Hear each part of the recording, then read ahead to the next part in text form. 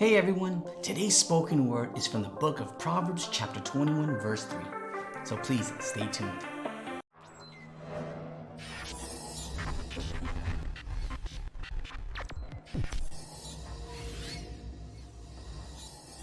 Welcome back to the channel. Be sure to check out the social media links and subscribe to the channel for future content.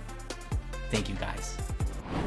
So, before we dive into the main verse of Proverbs 21 verse 3, which says, "To do justice and judgment is more acceptable to the Lord than sacrifice." Now, let's get a quick understanding and background of Proverbs.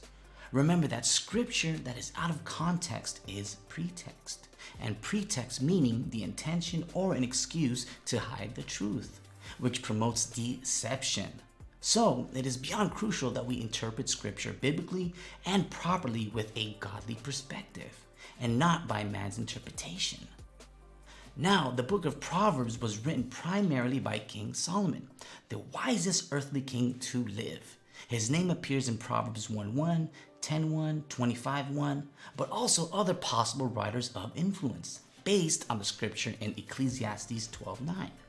Now, Proverbs was written around 900 BC, during Solomon's reign of kingship in Israel, when it was prospering and thriving as a nation. He was highly regarded and his reputation preceded him as being a great and wise king.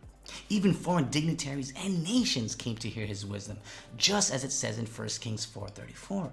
He was unmatched, no one could hold a candle to him. So you might think, well, what about Jesus? But that would be a crying shame to put Solomon and Jesus on the same field. There's just no remote comparison to that. Now, Proverbs is intended to teach the wisdom of God while displaying the mind and perspective of God to his people. A proverb can be viewed as a short, clever explanation with a general truth for practical, godly living. Or as it says in Proverbs 24:23, these are also the sayings of the wise. Now, moving forward to the verse, God is more adamant about our behavior and actions to be exercised with justice and judgment upon others.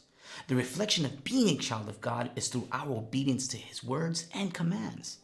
We are ambassadors for the Lord, and we are to exude his qualities, standards, and principles in our daily lives. Justice and judgment have a greater impact than sacrifice, which are the outward services offered to God, or ceremonial sacrifices like animal sacrifices or religious practices that are dedicated unto the Lord.